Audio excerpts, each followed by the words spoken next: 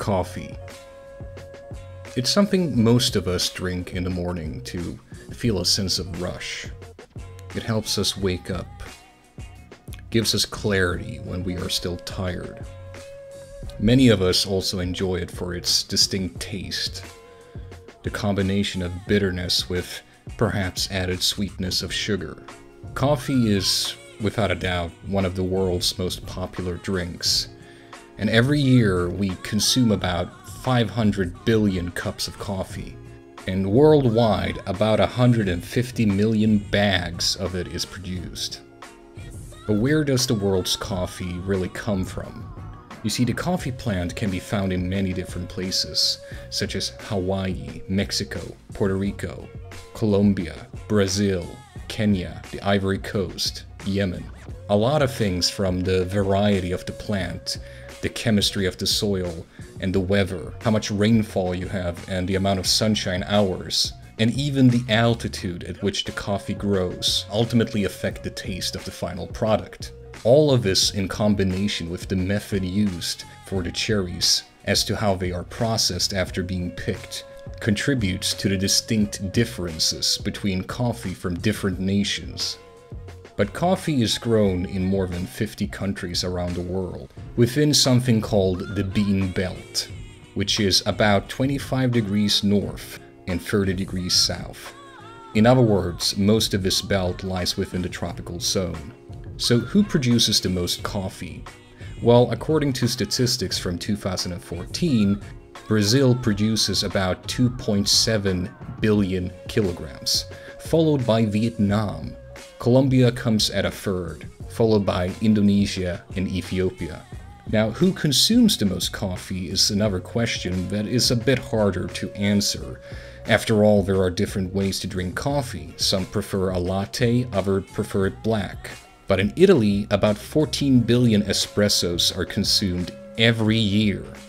But if we look at the average consumption of coffee in total, Germany comes at a 5th place with 1.2 cups per day. Denmark comes at a 4th place with 1.24 cups, Sweden at a 3rd place at 1.36 cups, Finland comes in at 2nd with 1.85 cups, and the Netherlands come in at number 1 with 2.41 cups. That's a lot of caffeine. As if all of this is not enough, the coffee business is growing. It is expected to grow at least another 50% over the next 10 years. You can also tell that coffee is big business by how many people are either directly or indirectly employed by it. 100 million people are either directly or indirectly involved in the coffee business. And on the actual coffee farms, about 25 million people worldwide work. Those jobs may very well be needed, as about 90% of the world's coffee production takes place in developing countries. So what is the estimated value of coffee around the world? Well, about $100 billion. Believe it or not, this actually makes coffee a more valuable commodity than gold or natural gas. But how did coffee come to be a worldwide phenomenon? What is the actual history of coffee? Well, we will begin in Ethiopia, in the 11th century, where the coffee plant which was discovered there has a white blossom that smells like jasmine, and has a red cherry-like fruit. The leaves of the fruit were boiled in water. The resulting mix was thought to have medical properties. Coffee then spread fairly quickly through the Arabian Peninsula, and in the mid-14th century, cultivation had reached Yemen, and for about 300 years, it was drunk according to how it had been in Ethiopia. In 1555, Istanbul was introduced to coffee, and the reign of Sultan Suleiman, I'm not sure how to pronounce it, sorry, Suleiman? Well, this guy at least. The Ottoman governor of Yemen, who had grown to love the drink while stationed in that country. A new method of drinking the concoction had been discovered, however. The beans were now instead roasted over a fire, and then grounded finely, and slowly cooked with water. Coffee then spread from the palace to grand mansions, and then to the homes of the public. In Istanbul, people quickly became enamored with the beverage. Coffee houses were established. which then became an integral part of Istanbul's social culture. Europeans got their first taste of coffee in 1615 when Venetian merchants who had become acquainted with the drink in Istanbul carried it back with them to Venice. In 1645, the first coffee house opened up in Italy. Coffee houses soon sprang up all over the country, and as in many other lands, they became a platform for people from all walks of life, especially artists and students, to come together and chat. In 1671, the first coffee house opened up in Marseille. The first real coffee house in Paris opened up in 1686.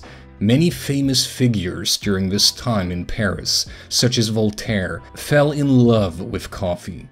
The Turks retreated from Vienna in 1683. Some of the abandoned goods included a large number of livestock, grain, and about 500 sacks of coffee. One Viennese captain claimed that the coffee beans were camel feed and decided to dump the sacks into the Danube. A man named Kolschitsky heard of the news of the mysterious sacks. He had served as a spy for the Austrians during the siege. He asked them for the sacks of coffee. This was all he wanted, he said, as payment for his successful espionage. Later on, he taught the Viennese how to prepare and enjoy coffee. In 1637, a Turk introduced coffee to Oxford in England, and the first coffee house opened in 1650. And by 1660, London's coffee houses had become an integral part of the city's social culture. The general public called these places the penny universities. The reason for this was because they were patronized by lawyers, poets, writers, artists, philosophers, and politicians. Coffee reached North America in 1668. The King's Arms was the first coffee house in New York, and it opened in 1696. Most of us are probably familiar with the effects of coffee. We do know that caffeine, which is the active molecule in coffee, has the effect of making you feel more awake. It gives your brain a kickstart, if you will. Then is it really so far-fetched to imagine that perhaps coffee fueled the Enlightenment? The author Stephen Johnson doesn't think so. In his book, The Innovation of Air, he writes, "The impact of the introduction of coffee into Europe during the 17th century was particularly noticeable since the most common beverages at the time, even at breakfast, were weak small beer and wine. Those who drank coffee instead of alcohol began the day alert and stimulated, rather than relaxed and mildly inebriated. And the quality and quantity of their work improved. Western Europe began to emerge from an alcoholic haze that had lasted for centuries." Stephen Johnson writes in his book that as a contributing factor, coffee and tea certainly gets credit on physiological grounds. Also contributing was the development of the culture around the coffee houses. So Priestley had this problem where he couldn't get access to, he didn't have the information networks that he needed. And so he got an introduction to Benjamin Franklin and goes to London and meets Franklin in a coffee house, the London Coffee House, and pitches him on this idea for this book about electricity that he wants to write. Now, the coffee house culture is crucial to this story as well. On two levels. First, the information networks of the day. The coffee house was a great hub of Enlightenment era culture. People would come into the coffee house, they would hang out, they would share ideas, they would come from different disciplines. A whole number of crucial events in the history of Enlightenment culture have a coffee house somewhere in them one way or another. The whole insurance business is invented in Lloyd's Coffee House, which becomes Lloyd's of London. And so Franklin had this group called the Club of Honest Whigs that would get together, and they would hang out, and they would talk about electricity, and they would talk about chemistry, and they would talk about politics, and they would talk about religion. And it was really this crucial kind of hub in the information networks of the time.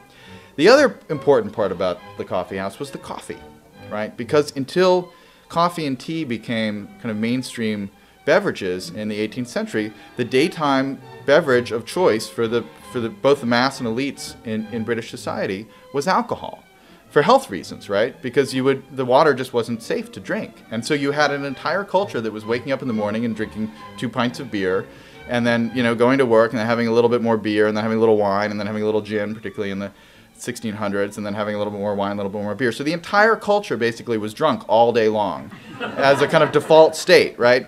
And so it's not an accident. I mean, it sounds like a joke. It sounds like somebody who drinks a lot of coffee would say, but it's not an accident that the age of reason accompanies the rise of caffeinated beverages. Because think about what your life would be like if you switched from drinking 2 pints of beer in the morning to drinking 2 cups of coffee. I know some of you do drink 2 pints of beer in the morning, and I think I know which ones they are. So you're going to be sharper, you're going to be more productive. The culture is moving from a depressant to a stimulant, and there's going to be results kind of rippling through the culture in that way. So the coffee house is part of this story of why was Priestley able to do what he did at that point. Businessmen, artists, and scientists together came to drink and socialize. However, coffee wasn't appreciated by all groups in society. Quoting from the Women's Petition Against Coffee of 1674, "Coffee leads men to trifle away their time, scald their chops, and spend their money, all for a little base, black, thick, nasty, bitter, stinking, nauseous puddle water." Well, with an attitude like that, perhaps there's no wonder he prefers the company at the coffee house. Just saying. Believe it or not, despite of the positive effects on society, there have been some rather strange attempts at banning coffee around the world. One example is in Mecca. Coffee was banned in Mecca in 1511. It was believed it stimulated radical thinking and hanging out. I know. How horrible, right? However, the governor was paranoid and he thought it might unite his opposition. Coffee also had a bad reputation for its use as a stimulant. Some Sufi sects would pass around a bowl of coffee at funerals to stay awake during prayers. Believe it or not, in Italy, coffee was also attempted to being banned. When coffee arrived in Europe in the 16th century, clergymen pressed for it to be banned and labeled satanic. But Pope Clement took a taste, declared it delicious, and even quipped that it should be baptized. Istanbul, believe it or not, also tried to ban coffee, although at the time it was called Constantinople. After Murad IV claimed the Ottoman throne in 1623, he quickly forbade coffee and set up a system of reasonable penalties. A punishment for first offense was a simple beating. What a reasonable penalty indeed. But if you were caught with coffee a second time, you were sewn into a leather bag and thrown into the waters of the Bosphorus. Yikes.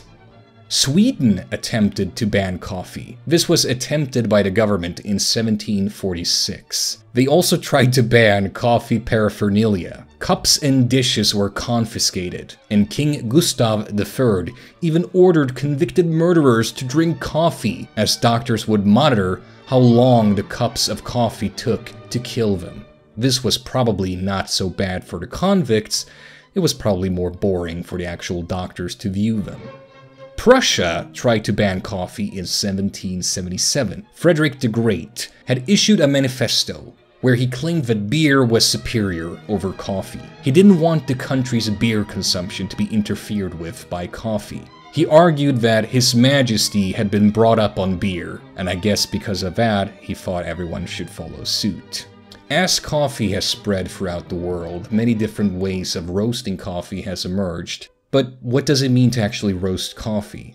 What are the effects? And why do you do it? Well, it's a heat process that turns coffee into fragrant dark brown beans. This is done to bring out the flavor and aroma. Roasting the green beans causes chemical changes to take place, as they are rapidly brought to very high temperatures. Once they are at the heat peak, they are then quickly cooled to stop the process. However, you need to hurry and use them as quickly as possible because once roasted, the fresh roast flavor begins to diminish immediately. Believe it or not, but it takes years to become an expert roaster. Yes, that's actually a profession. A light roast is when you have a light brown color. And this type of roast is usually preferred for the milder coffee varieties. The medium roasts have a medium brown color, a much stronger flavor, and it's often called the American roast because it is generally preferred in the United States. Then you have the medium dark roast, which has a dark and rich color. There is some oil on the surface of these beans, and a slight bittersweet aftertaste. That's because the beans are heated high enough for the oil within them to crack through. Then there is the dark roast. These are shiny black beans, have a clear oily surface, and a very pronounced bitterness. So far, we have talked about the actual beans, the coffee. But this video is titled Caffeine, the molecule that kicked the world into gear. And that's because the active ingredient, the molecule of interest in coffee, is actually caffeine. It is the molecule that makes you feel alert, helps you wake up in the morning, and gives you that nice little buzz. However, you may find it difficult to know just how much caffeine is actually in a cup of coffee. That's because caffeine levels vary by the type of coffee, from farm to farm, tree to tree, and even roast to roast. Even the way the drink is actually prepared affects the caffeine content of a cup of coffee. Also, there's the mechanical issue of, well, nobody really knows how big a cup of coffee actually is. So yes, knowing exactly how much caffeine you get in a cup of coffee is actually not as simple as you may think. The answer is very much, well, it depends. By using a source from 2014, they have managed to take a standard and from there calculate an average. In 8 ounces of brewed coffee, there is an average of 95 milligrams of caffeine. However, this number is ridiculously oversimplified, as the range of numbers is anywhere from 17 to 165 milligrams.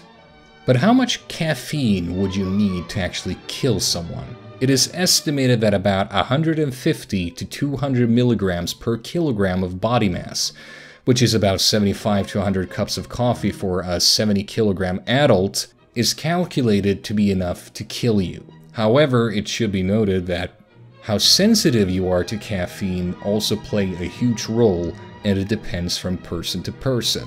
However, when you drink your cup of coffee, what actually happens to the caffeine?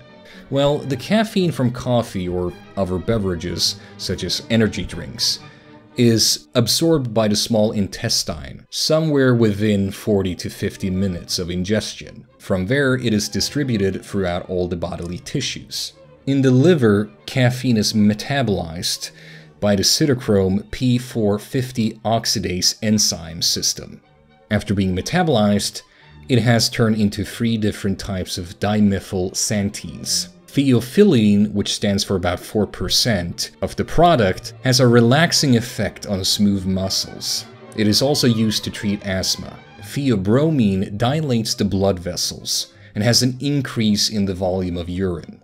It is also the principal alkaloid in cocoa beans. Theobromine stands for about 12% of the product. Paraxanthine stands for about 84% of the product.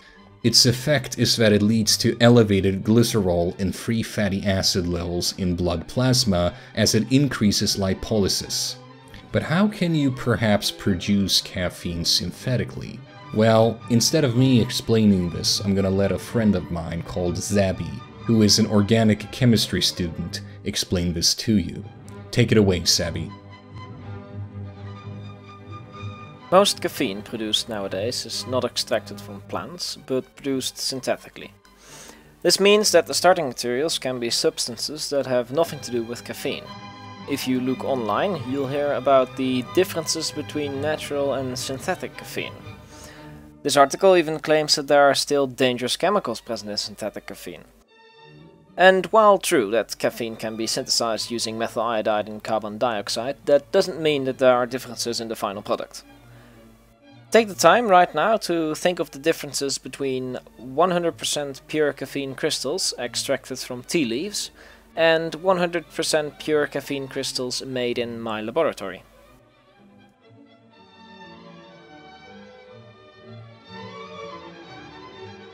There is actually one difference, but it might surprise you. The natural caffeine is more radioactive. As chemists, we know that plant-derived compounds and the synthesized compounds are identical. The only way to tell them apart is through carbon-14 dating. Compounds synthesized from petrochemicals have a lower content of radioactive carbon-14 and appear old because their carbon-14 isotopes have decayed over time.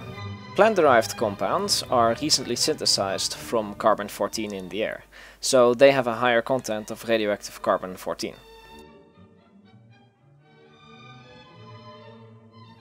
As a chemistry student, you'll probably be synthesizing caffeine by methylating the nitrogen group on theobromine. This is done by taking theobromine and introducing it to a strong base, such as sodium methoxide. Dissolving it will yield methoxide and a nitrogen ion, which will rip off the hydrogen from the amine, leaving a negative charge. This negative charge then attacks the methyl iodide in an SN2 reaction, so that it pushes away the iodine, which will find its way back into solution and form sodium iodide. After this reaction has taken place, the methanol, which, if you have paid attention, is the solvent and byproduct of this reaction, can be removed by rotary evaporation. The resulting solid can then be washed with chloroform. This can then be washed with water in a liquid-liquid extraction, and the chloroform can be evaporated to yield semi-pure caffeine, which can then be recrystallized to form nice white crystals of ultra-pure caffeine. The product of this reaction can then be easily determined to be caffeine by determining the melting point and comparing it with an authentic standard. This can also be done by measuring the difference between the starting material and the product with an NMR spectrometer. This concludes the synthesis of caffeine from theobromide by methylation. But why does caffeine have the effect it does? Why does it make you feel more awake? What happens is that they come up to the adenosine receptors in the brain, who then block these receptors, not allowing adenosine to come through. Adenosine is responsible for making you feel relaxed and calming yourself down, essentially preparing you for sleep. Adenosine also regulates neurotransmitters such as dopamine. The reason that caffeine bonds so easily to the adenosine receptors is because caffeine has a fairly similar structure to adenosine. Due to these effects of caffeine, dopamine levels will increase in your brain, which leads to a heightened brain activity. The previously mentioned three products have their own effects on the brain. It is theobromine and theophylline, though, that have the biggest effect as to making you feel more awake, as theophylline, for instance, increases the heart rate and your ability to concentrate as more oxygen reaches the brain. Theobromine will increase the flow of oxygen and nutrients to the brain. And with that, I would like to thank you all for watching this video. Bye!